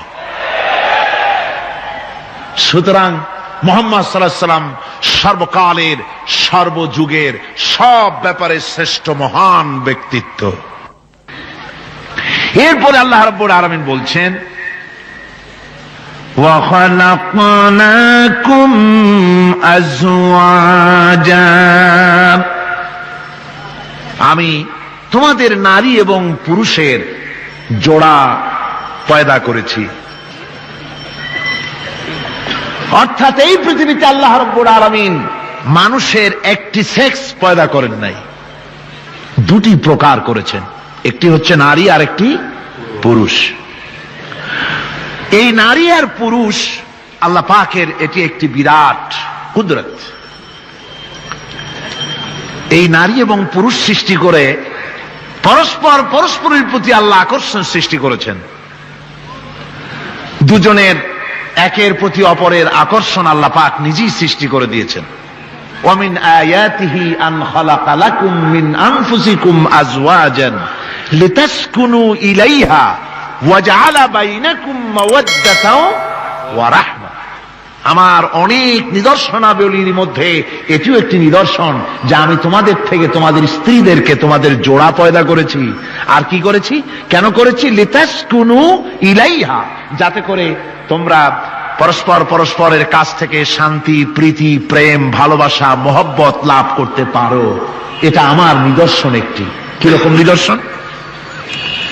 ভিন্ন পরিবেশে লালিতা পালিতা একটি মেয়ে ভিন্ন পরিবেশে লালিত পালিত একটি পুরুষের সঙ্গে যখন বিবাহ হয়ে যায়, আল্লাহ রাব্বুল আলামিন বলেন আমি তখন একের প্রতি অপরের মহব্বত আর ভালোবাসা আমি আল্লাহ তৈরি করে দেই। ওই মেয়েটি জানার কথা না, মেয়েটির বাড়ি হচ্ছে লংলা, শ্রীমঙ্গল, বিয়ে হয়েছে দিনাজপুর। দিনাজপুরের লোকেরা বোয়াল মাছ খায় না, কিন্তু এখানের লোকেরা বোয়াল মাছ খুব পছন্দ করে। কথা বুঝতে পেরেছেন? এখানে কথাবার্তা এক রকমের, সেখানের কথাবার্তা আর এক রকমের। এই দুইটা মিলাইয়া খিতে হয়েছে তো খিতে হয়েছে। কথা বুঝতে এখন উপায়টা কি? অথচ এই দুই স্বামী স্ত্রীর মধ্যে আল্লাহ পাক কি মহব্বত পয়দা করে দেন, একজন আর একজনের জন্য জীবন দিতে প্রস্তুত হয়ে যায়। সুবহানাল্লাহ পড়েন। আল্লাহ রাব্বুল আলামিন বলেন ওয়াজআলা বাইনাকুম মাওয়াদ্দাতান, প্রথমে তো ভালোবাসা সৃষ্টি করি, প্রেম সৃষ্টি করি। বিবাহ হওয়ার পর যে ভালোবাসা হয়, বিশেষ উদ্দেশ্যকে সামনে রেখে ওই ভালোবাসা হয়। এরপরে যখন বয়স বাড়তে থাকে, যখন বার্ধক্য আসে, তখন ওই ভালোবাসাটা আর থাকে না যেটা ছিল প্রথম। সেটা আমি ওয়াজআলা বাইনাকুম মাওয়াদ্দাতান ওয়া রাহমা, মাওয়াদ্দা তখন রহমতে পরিণত হয়ে যায়। প্রথমে থাকে একটা প্রেম কেন্দ্রিক ভালোবাসা। পরবর্তী সময় যখন স্বামী বুড়ো হয়ে যায় আর স্ত্রী যখন বুড়ি হয়, তখন আল্লাহ পাক বলেন আমি উভয়ের মধ্যে সহৃদয়তা, করুণার সৃষ্টি করে দেই। পরস্পর পরস্পরের প্রতি আকর্ষণ তখন আরো বাড়িয়ে দেই। একজন আর একজন ছাড়া চলে না, বুড়ার বুড়ি ছাড়া উপায় থাকে না। ঘরের মধ্যে ফ্রিজ আছে, কালার টিভি আছে, তারপরে সুন্দর বিছানাপত্র আছে, কোন জিনিসের অভাব নাই বুড়ার। হঠাৎ করে বুড়ি একদিন মারা গেল, বুড়ায় কয় আমি গৃহশূন্য হয়ে গেছি। সব আছে, তারপরেও যে গৃহশূন্য হয়ে গেছি, তার মানে গৃহের প্রাণটাই চলে গেছে। বুড়া বয়সে সন্তান খোঁজ খবর নেয় না, সন্তানের বউ খোঁজ খবর নেয় না। বুড়ার গরম পানিটা, উজুর পানিটা, তার খাবারটা, তার পানটা, তার যা প্রয়োজন বুড়ি সব এগিয়ে নিয়ে আসে। আর বুড়াও বুড়ির জন্য তখন প্রথম জীবনের চাইতে আরো বেশি মহব্বত বাড়ে, বুড়ির দিকে খোঁজ খবর আরো বেশি করে নেয়। ঠিক কিনা কন? বুঝবেন যারা বুড়া আর বুড়ি আছেন। আল্লাহ পাক বলেন এটা আমি করি। কে বলছেন এ কথা? আল্লাহ পাক বলছেন আমি করি। এ মহব্বত আল্লাহর দান। দেখুন রাসূল করিম সাল্লাল্লাহু আলাইহি ওয়াসাল্লামের ঘরে দৌলত ছিল না, কিন্তু মহব্বত দিয়ে ঘরটা ভরা ছিল। সুবহানাল্লাহ বিহামদি। দৌলত ছিল না, মহব্বত দিয়ে ভরা ছিল। হযরত আয়েশা সিদ্দিকা রাদিয়াল্লাহু তাআলা আনহা বলেছেন আমি গ্লাসে পানি পান করে রেখে দেওয়ার পর রাসূলুল্লাহ গ্লাসটা হাতে নিয়ে আমি যেখানে ঠোঁট লাগিয়ে পানি পান করেছি, আল্লাহ নবী ওইখানেই ঠোঁট লাগায়া পানি পান করতেন। মুহাব্বত। হযরত আয়েশা বলেন আমি গোশত খেয়ে, হাড্ডি খেয়ে হাতে ধরে রেখেছি, খাবো বা রাখবো। আল্লাহ নবী তখন আমার হাতের থেকে গোশত বা হাড্ডিটা আমার হাত থেকে নিয়ে আমি গোশতের যে অংশে কামড় দিয়েছি, রাসূলুল্লাহ সেখানে মুখ লাগিয়ে খেতেন। দৌলত ছিল না হুজুরের ঘরে এক ফোঁটা, কিন্তু মোহব্বত ছিল ঘরটা ভরা। হযরত আয়েশা বলেছেন রাসূলুল্লাহ কাজ করে কষ্ট করে ঘরের ভিতরে ফিরে যখন দেখেছেন রান্না বান্না সারা হয় নাই, হুজুর ক্ষুধার্ত অথচ আমার রান্না শেষ হয় নাই, নবীজি রাগ করেন নাই, অসন্তুষ্ট হন নাই, ভুরু কুঞ্চিত করেন নাই, চোখ গরম করেন নাই, বরং আমার কাছে বসে রান্না বান্নায় আমাকে আল্লাহর নবী, বিশ্ব নবী মুহাম্মদ রাসূলুল্লাহ সাল্লাল্লাহু আলাইহি ওয়াসাল্লাম আমাকে সহযোগিতা করেছেন। স্বামী স্ত্রীর ভালোবাসা হচ্ছে স্বর্গীয় নিয়ামত, জান্নাতের নিয়ামত। সুবহানাল্লাহ পড়েন। যেই ঘরে স্বামী আর স্ত্রীর মধ্যে সাপ আর বেজির সম্পর্ক, দাঁড় কুমড়োর সম্পর্ক, এই ঘরটা যতই বিদেশি আধুনিক সৌন্দর্যের উপকরণাদি দিয়ে ভরপুর থাকুক না কেন, এই ঘরটা, এই বিল্ডিংটা জাহান্নামের টুকরা, ঠিক না? আর স্বামী স্ত্রীর যদি ভালোবাসা থাকে, তাহলে ঘরটা যদি কুড়ে ঘরও হয়, তারপরেও সে ঘরটা হচ্ছে একটা জান্নাতের টুকরা। অনেক স্ত্রী আছে স্বামীর সাথে মহব্বত নাই, উল্টো পাল্টা কারবার। ওই রকম এক স্বামীর কাছে খবর আসছে যে আপনি তো এই গ্রামের মাতবাড়ি করেন, বিচার আচার করতেছেন, আপনার বউ তো গোসল করতে গিয়ে পড়ে গেছে নদীর মধ্যে। তো লোকটা দৌড় দিয়েছে, দৌড়ে গেছে, যায় কয় যে কোন জায়গায় পড়ছে, কয় যে এইখানে পড়ছে। লোকটা তখন জোয়ারের পানি যাচ্ছিল এইদিকে, লোকটা দৌড় দিছে উল্টা দিকে। লোকেরা কয় যে মিয়া তোমার বউ পড়েছে এইখান থেকে, জোয়ারের পানি এদিকে যায়, তুমি উল্টা দৌড়াও কেন? মাতবার বলছে যে দেখো, এটা হচ্ছে আমাদের ইন্টারনাল অ্যাফেয়ার্স, এটা বুঝবা না। এই স্ত্রী সারাটি জীবন আমার উল্টা চলেছে। আমি যদি বলেছি 100, সে বলেছে 335। আমি যদি বলেছি এখন দিনের 12টা, সে বলেছে এখন রাত 3:35। সম্পূর্ণ উল্টা সারা জীবন যে চলেছে। সে যে নদীতে পড়ে জোয়ারে গেছে, আমি তা বিশ্বাস করি না, উল্টাই গেছে। এই রকমের এক শ্রেণী আছে, স্বামী উল্টা থাকে, স্ত্রী উল্টা থাকে, এরকমও হয়। সুতরাং স্বামী এবং স্ত্রীর মধ্যে মহব্বত আর ভালোবাসা, এটি মাবুদের একটি বিরাট নিয়ামত। অন্যের স্ত্রীর দিকে তাকালে কাম ভরে, খারাপ নজরে তাকালে জেনার গুনাহ হবে, হাত দিয়া ধরলে কাম ভাবে জেনার গুনাহ হবে। কিন্তু কোন স্বামী যদি তার স্ত্রীর দিকে প্রেম ভরে ভালোবাসা ভরে তাকায়, আর স্ত্রীর হাতকে প্রেম আর ভালোবাসার সাথে যদি স্ত্রীর হস্ত ধারণ করে, কিতাবে এসেছে স্বামী এবং স্ত্রীর উভয়ের সগীরা গুনাহ আল্লাহ রাব্বুল আলামিন মাফ করে দেন। আল্লাহ পাক বলছেন, আমি তোমাদের থেকে তোমাদের জোড়া, তোমাদের স্ত্রীদেরকে পয়দা করেছি এবং পরস্পর পরস্পরের প্রতি ভালোবাসা এবং মহব্বত সৃষ্টি করে দিয়েছি। আজকে কথা উঠেছে সমাজে, আজকে কথা উঠেছে নারীর অধিকার নিয়ে। বলা হচ্ছে ইসলাম নারীকে, নারীর অধিকার ক্ষুণ্ণ করেছে, বলে না?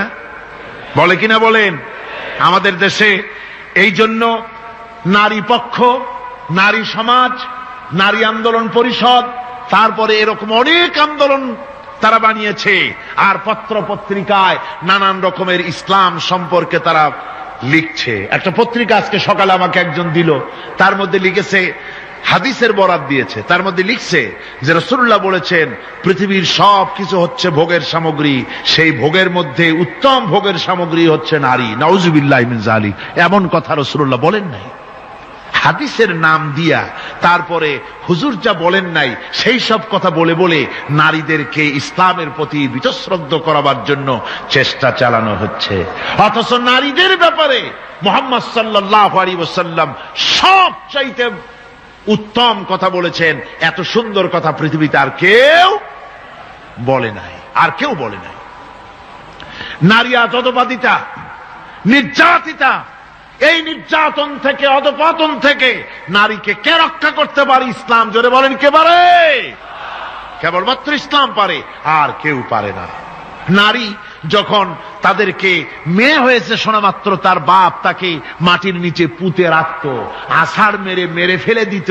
যখন তাদেরকে কবর দিয়ে দিত জীবিত অবস্থায়, সেই সময় রাসূলুল্লাহ এসে নারীদের সম্মান দিলেন, মর্যাদা দিলেন।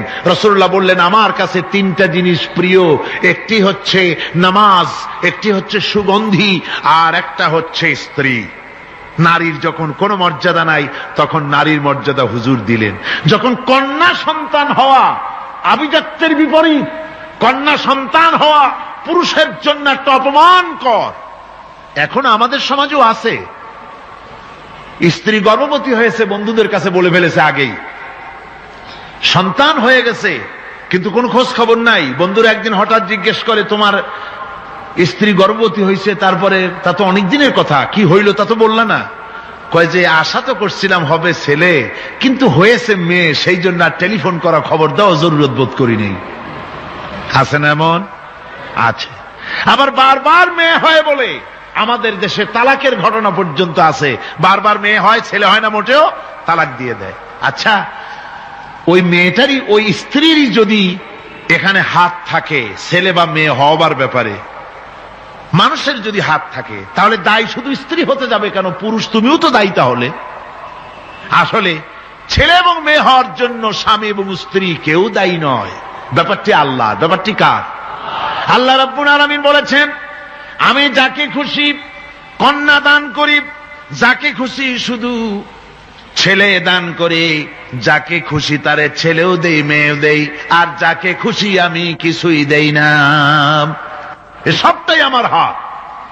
সুতরাং রাসূল পাক সাল্লাল্লাহু আলাইহি ওয়াসাল্লাম বলেছেন, খবরদার মেয়েদের বাপকে, মেয়ের বাপকে গালি দিও না। বারবার মেয়ে হয় বলে অনেকে মেয়ের বাপকে গালি দেয়, তাচ্ছিল্য করে, টিটকারি করে। হুজুর বলেছেন মেয়ের বাপকে বিদ্রুপ করো না, গালি দিও না, যেহেতু আমি মুহাম্মদ সাল্লাল্লাহু আলাইহি ওয়াসাল্লাম মেয়েদের বাপ।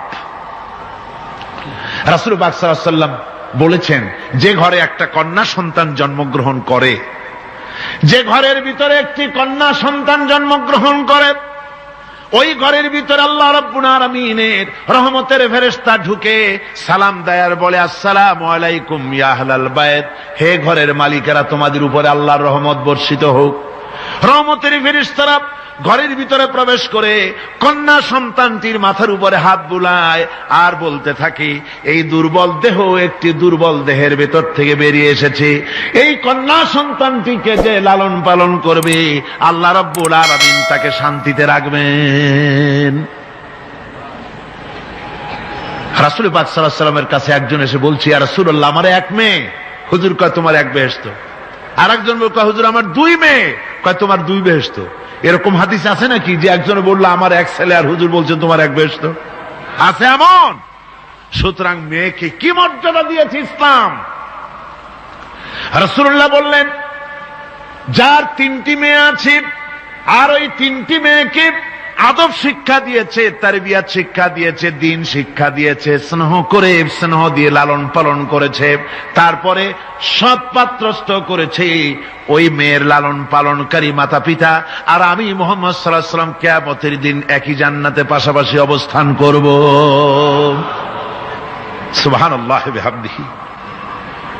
মেয়ের ব্যাপারে রাসূলুল্লাহ এত কথা বলেছেন, নারীদের ব্যাপারে এত কথা বলেছেন।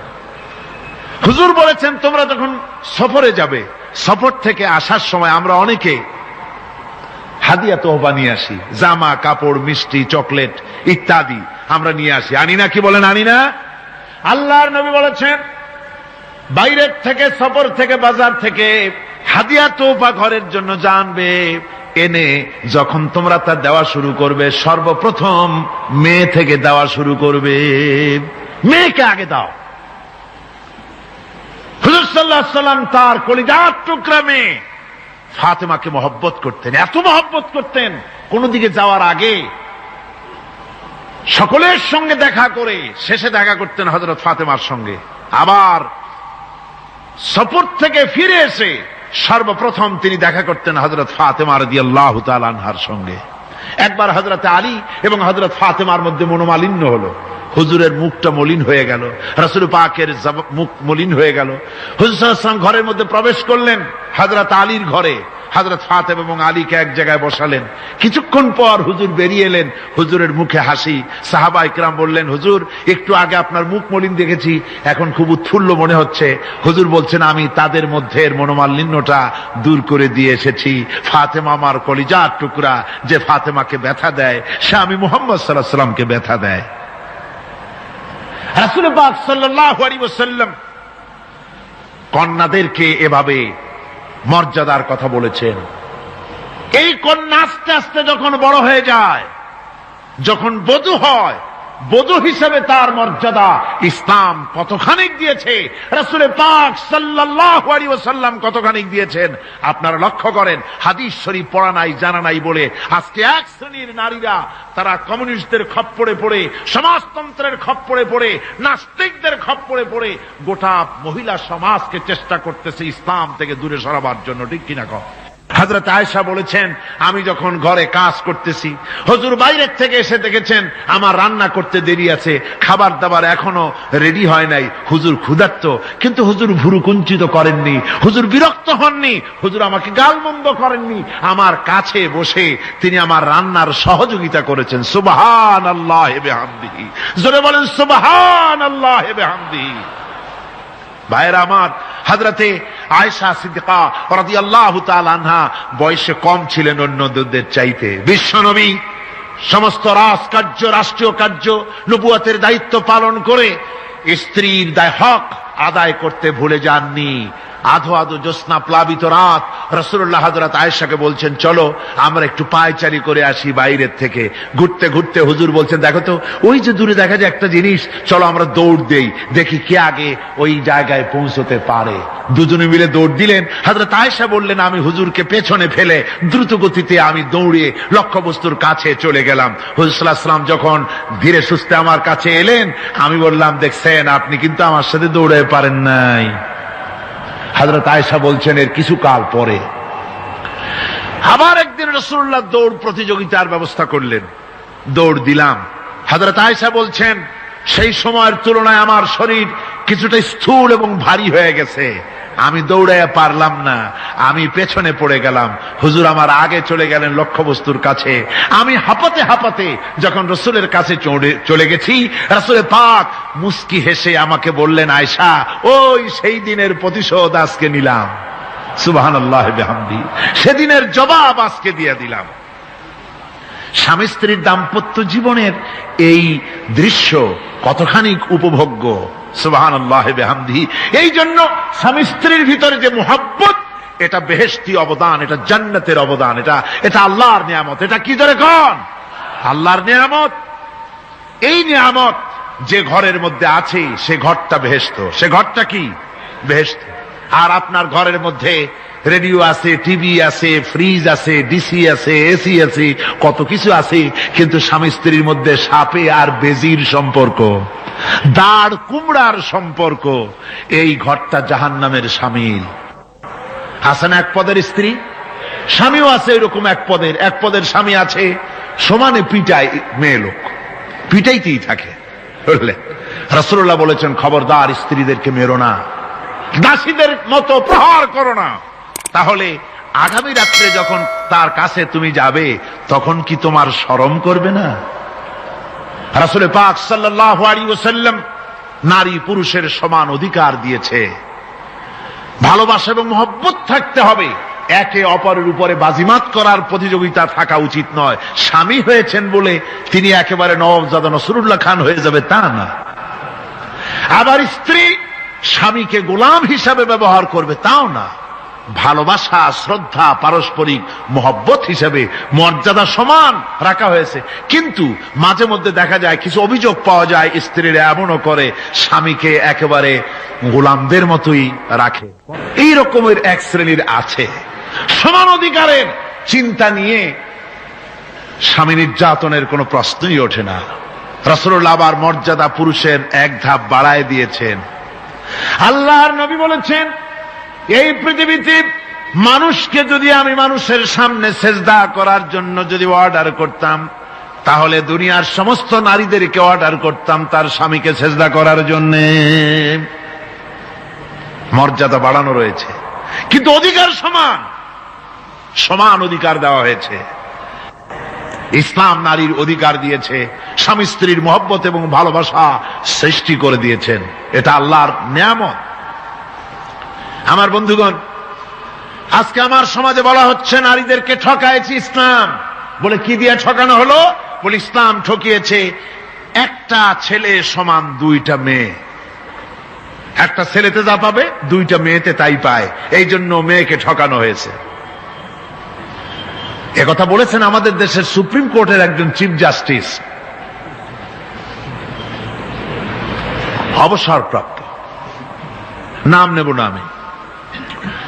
তো আমরা এটা শোনার পরে বললাম যে বাংলাদেশ পৃথিবীর দ্বিতীয় বৃহত্তম মুসলিম দেশ, এই দেশের সুপ্রিম কোর্টের চিফ জাস্টিস হয়ে কোরআন সম্পর্কে জ্ঞান এত নগণ্য, এত কম, এত পুয়ার, তার জ্ঞানের এই বহর দেখে আমাদের শুধু করুণাই হয়। কোরআনে কারীমের এক জায়গায় তিনি দেখেছেন এক ছেলে সমান 2 মেয়ে, কিন্তু মেয়েকে যে আরো অনেক জায়গা থেকে দেওয়া হয় তা কি লক্ষ্য করো নাই? ছেলে তো এক জায়গায় পিতার কাছ থেকে বোনের ডাবল পেল, বোনের তুলনায় বেশি পেল এক জায়গায়, কিন্তু বোনকে মেয়েকে অনেক জায়গা থেকে আল্লাহ দেওয়ার ব্যবস্থা করেছেন। এই মেয়ে লোককে পিতার কাছ থেকে পাবে, স্বামীর কাছ থেকে পাবে, ছেলের কাছ থেকে পাবে, ভাইয়ের কাছ থেকে পাবে, মায়ের কাছ থেকে পাবে, 5 জায়গা থেকে পাওয়ার ব্যবস্থা আল্লাহ তাকে করে দিয়েছেন। জোরে বলেন সুবহানাল্লাহ। 5 জায়গা থেকে তার পাওয়ার ব্যবস্থা আছে।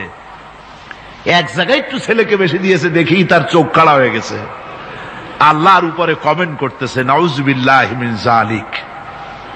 নারীকে ইসলাম সবচাইতে বেশি অধিকার দিয়ে তাকে প্রতিষ্ঠিত করেছে, সবচাইতে বেশি অধিকার তার, সব জায়গায় তাকে প্রতিষ্ঠিত করা হয়েছে। নারীদেরকে মহারণা দেওয়া ফরজ করে দেওয়া হয়েছে। নামাজ রোজা যেমন ফরজ, মহারণা দেওয়া তেমন কি? সেই মহারণা আজকাল বাঁধা হয়, বিশেষ করে রাজধানীতে, শহর সমূহে মহারণা বাঁধে। যত বেশি টাকা ততই সুনাম নাকি হয়। সেই জন্য জিজ্ঞেস করা হয় মেয়ের বিয়েতে মহারণা কত হলো? কয় মহারণা হচ্ছে 5,73,793 টাকা 75 পয়সা। বাবা, আদায় করে না কিন্তু মোটেও, ফাঁকি দেওয়ার ব্যবস্থা সব। সোনা দিলাম এত, খাওয়াইলাম এত, বাকি সব ইদিক সেদিক। মনে রাখবেন মুসলমানেরা, মহারণা দেওয়া নামাজ রোজার মতোই অবশ্য পালনীয় একটি কর্তব্য আল্লাহ রাব্বুল আলামিন করে দিয়েছেন। কোন স্বামী যদি মহারণা ধার্য করার পর যদি আদায় না করেন, স্ত্রী যদি স্বেচ্ছায় মহারণার টাকা মাফ না করে দেয়, তাহলে কিয়ামতের দিন ওই স্বামীকে আল্লাহর দরবারে জিনাকারের কাতারে দাঁড়াতে হবে। ربنا ظلمنا أنفسنا وإن لم تغفر لنا وترحمنا لنكونن من الخاسرين সবাই পড়েন ربنا ظلمنا أنفسنا وإن لم تغفر لنا وترحمنا لنكونن من الخاسرين ربنا ظلمنا أنفسنا وإن لم تغفر لنا وترحمنا لنكونن من الخاسرين রব্বুল আলামিন প্রচন্ড ঠান্ডাকে উপেক্ষা করে হাজার হাজার নারী পুরুষ স্টেপনি গ্রিন স্কুলে আল্লাহ তোমার কোরআন শোনার জন্য, তোমার নবীর হাদিস শোনার জন্য দীর্ঘক্ষণ বসে আছেন। এতক্ষণ আমরা যে আলোচনা করলাম, দরুদ ও সালাম পড়লাম, মেহেরবানি করে সওয়াবটুকুন রাসূল করিম সাল্লাল্লাহু আলাইহি ওয়াসাল্লামের রূহ মোবারকে পৌঁছায় দাও। তামাম পৃথিবীর মাটির নিচে যত মুমিন মুমিনাত শুয়ে আছেন আল্লাহ তাদের আরওয়ার পরে সওয়াব পৌঁছায় দাও রব্বুল আলামিন। আমরা সবাই মিলে আজকে দোয়া করি, আমাদের মধ্য থেকে আমাদের আব্বা জান আর আমাদের মা যাদের মারা গেছে কবরগুলিকে জান্নাতের টুকরায় পরিণত করে দাও। ও রব্বির হামহুমা কামা রব্বায়ানি সগীরা। সবাই পড়েন রব্বির হামহুমা কামা রব্বায়ানি সগীরা। হে আল্লাহ তাআলা, আত্মীয় স্বজন যদি বিদেশে থাকে টেলিফোনে খোঁজ খবর পাওয়া যায়, চিঠি দিয়েও 6 মাস 1 বছরে খোঁজ খবর নেওয়া যায়, কিন্তু আমাদের মা বাপ যাদের দুনিয়া থেকে বছরের পর বছর হলো বিদায় হয়ে গেছে, টেলিফোন বা চিঠিপত্রের কোনো সিস্টেম নাই, কোনো কায়দা নাই, কোন হালতে কবরে আছে জানি না। আল্লাহ তুমি দয়া করে আমাদের বাপ জান যাদের মারা গেছে আল্লাহ কবরটারে বেহেশত বানাইয়া দাও রব্বুল আলামিন। জনম দুঃখিনী মা, আমাদের মা যাদের মারা গেছে 10টা 5টা মাস পেটের মধ্যে থেকে মাকে হাঁটু দিয়ে, পাও দিয়ে, মাথা দিয়ে, গুতা দিয়ে কষ্ট দিয়েছি। আবার মা ডেলিভারিতে নিদারুণ কষ্ট করেছেন, যা মা ছাড়া কেউ বুঝবে না। এরপরে 2.5 বছর পর্যন্ত মায়ের বুকের দুধ চুষে চুষে খেয়ে মাকে বিরক্ত করেছি, পেশাব পায়খানা করে মাকে কষ্ট দিয়েছি। আল্লাহ তাআলা, আমাদের মা বাপ অনেকেরই গরিব ছিল, খাট নাই, বিছানা নাই, তোষক ছিল না, কোন রকম করে আল্লাহ তাআলা বিছানায় শোয়া থাকতো, পেশাব করে, ছেলে মেয়ে পেশাব করে বিছানা ভিজায় দিয়েছে। মা নিজে আঁচলটা ভিজা আঁচলের উপরে শুয়ে ছেলেকে মেয়েকে বুকের উপরে করে সারাটা রাত কাটায় দিয়েছে। এই মা যার দুনিয়া থেকে বিদায় হয়ে গিয়েছে, আল্লাহ দয়া করে কবরটাকে জান্নাতের টুকরা বানাইয়া দাও। আল্লাহ তাআলা, আমাদের মা বাপ যাদের মারা গেছে তাদের উপর তোমার রহমত নাজিল করো। আমাদের দাদা দাদি, নানা নানি, আত্মীয় স্বজন, পাড়া প্রতিবেশী যারা মারা গেছে তাদের উপরে রহম করো। রব্বুল আলামিন, আল্লাহ তাআলা, আমরা যারা হাত তুলেছি, তোমার বান্দা বান্দিরা হাত তুলেছে, তুমি আরশে আজিম থেকে একটু তাকায় দেখো। আমরা কোন রাজা বাদশার কাছে হাত তুলি নাই, আমরা কোন প্রধানমন্ত্রী প্রেসিডেন্টের কাছে হাত তুলি নাই, কোন পীর বুজুর্গের কাছে হাত তুলি নাই। আমরা হাত তুলেছি শাহনশাহ রব্বুল আলামিনের দরবারে। রব্বুল আলামিন, আমরা যতগুলি লোক হাত তুলেছি এর মধ্যে জিনাকার থাকতে পারে, মদখোর থাকতে পারে, বেনামাজি থাকতে পারে, সুদখোর থাকতে পারে। আল্লাহ, কত রকমের গুনাহ করে আমরা হাত তুলেছি। আল্লাহ, তুমি যদি দয়া করে আজকে আমাদের এই লোকগুলি কি তোমার বান্দা বান্দি গুলারে যদি মাফ করে দাও, আকাশের জমিনে এমন কেউ নাই যার কাছে তোমার জন্য কৈফিয়ত দেওয়া লাগে। রব্বুল আলামিন, দয়া করে আমাদের জিন্দেগির গুনাহ মাফ করে দাও। আল্লাহ তাআলা, আমার মা বোনেরা কষ্ট করে এই ঠান্ডাকে উপেক্ষা করে যারা এসেছেন, আল্লাহ তুমি মা বোনদের হায়াত দারাজ করে দাও, মা বোনদেরকে পর্দায় থাকার তৌফিক দিয়ে দাও। আয় আল্লাহ, মা বোনদের এমন জীবন যাপন করার তৌফিক দাও যাতে করে কিয়ামতে হযরত আয়েশা, হযরত খাদিজা, হযরত ফাতেমার সঙ্গে হাসর নসিব হয়ে যায়।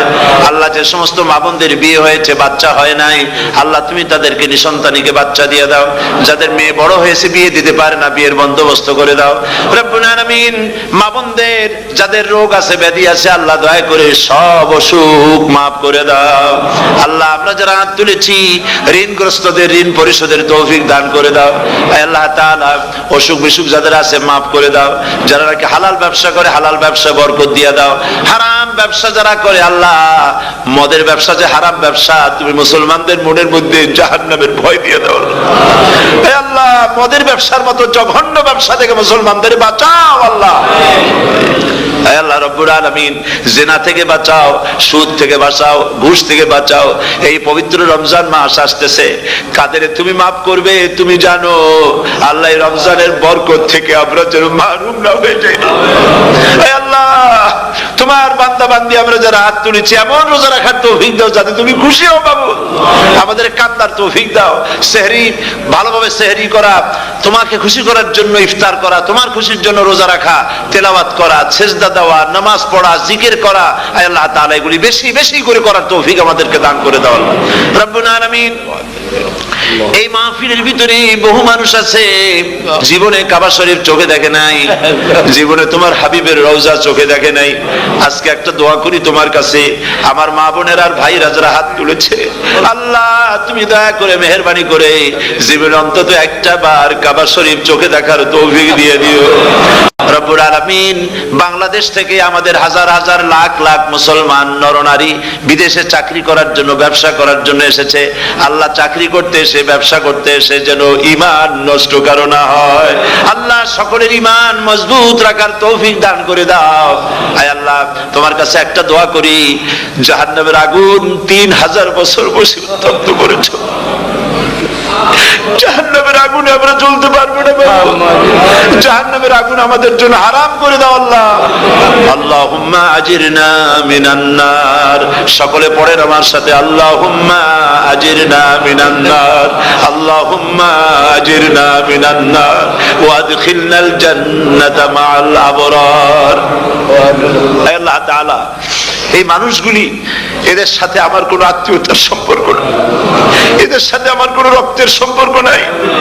এই মানুষগুলি, মা বোনেরা, ভাইয়েরা আমাকে তারা ভালোবাসেন দ্বীনের জন্য, আমি তাদেরকে ভালোবাসি দ্বীনের জন্য। আল্লাহ, এই ভালোবাসা যেন দুনিয়ায় শেষ না হয়, এই ভালোবাসা দিয়ে যেন কিয়ামতের দিন আমরা এক জান্নাতে থাকতে পারি, এই তৌফিক তুমি আমাদেরকে দান করে দিও। আল্লাহ তাআলা तमाम পৃথিবীর মুসলমানদের উপরে তোমার রহমত নাজিল করো, বাংলাদেশের উপরে রহমত নাজিল করো, চেচনিয়া বসনিয়ার উপর রহম করো। আল্লাহ, চেচনিয়ার মুসলমানদের দেখার কেউ নাই তুমি ছাড়া বাবু, তুমি রক্ষা করো। রাশিয়াকে দুর্বল করে দাও, চেচনিয়ার মুসলমানদেরকে আজাদ করে দাও, কাশ্মীরকে আজাদ করে দাও, দুনিয়ার সমস্ত স্বাধীনতাকামী মুসলমানদেরকে স্বাধীন বানায় দাও। আল্লাহ তাআলা নতুন শতাব্দীতে মুসলমানদেরকে আর মেরো না আল্লাহ। আমরা বুঝতে পেরেছি আমরা নাফরমান, সেই জন্য তুমি রাগ করেছো, সেই জন্য তুমি আমাদের মারতেছো, কাফের দিয়ে মারতেছো। আল্লাহ, আল্লাহ তুমি আমাদেরকে মাফ করে দাও, নতুন শতাব্দীতে ইসলামের বিজয় দিয়ে দাও। আল্লাহ, বিজয়ের আমরা তো আশাও করতে পারি না, যেহেতু আমরা গুনাহগার। সাহাবায়ে কিরামদের সেই কোয়ালিটি আমাদের মধ্যে নাই। আল্লাহ, তুমি দয়া করে তোমার হাবিবের সাদকায় নতুন শতাব্দী, ইসলামের শতাব্দী আল্লাহ তুমি দয়া করে বানাই দিও আল্লাহ রব্বুল আলামিন। আমি জানি না কে কোন দুঃখ নিয়ে এখানে এসেছে, আমি সকলকে কয়েক সেকেন্ড ছেড়ে দিলাম, মাথা নিচু করে চক্ষু বন্ধ করে আল্লাহর কাছে আপনাদের মনের কথাটা বলেন, আল্লাহ পাক দোয়া কবুল করবেন ইনশাআল্লাহ।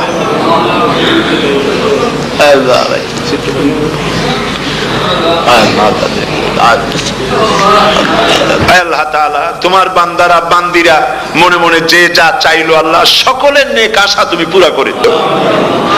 ربنا تقبل منا إنك أنت السميع العليم وتب علينا إنك أنت التواب الرحيم ستر العرش مسبول علينا وعين الله ناظرة إلينا بحول الله لا يقدر علينا اللهم إنا نجعلك في نحورهم ونعوذ بك من شرورهم اللهم لا مانع لما أعطيت ولا معطي لما منعت ولا ينفع ذا الجد منك الجد اللهم زدنا ولا تنقصنا وأكرمنا ولا تهنا وآتنا ولا تحرمنا وآثرنا ولا تؤثر علينا وأرضنا وارض عنا سبحان ربك رب العزة عما يصفون وسلام على المرسلين والحمد لله رب العالمين واجعل آخر كلمة عند الموت لا إله إلا الله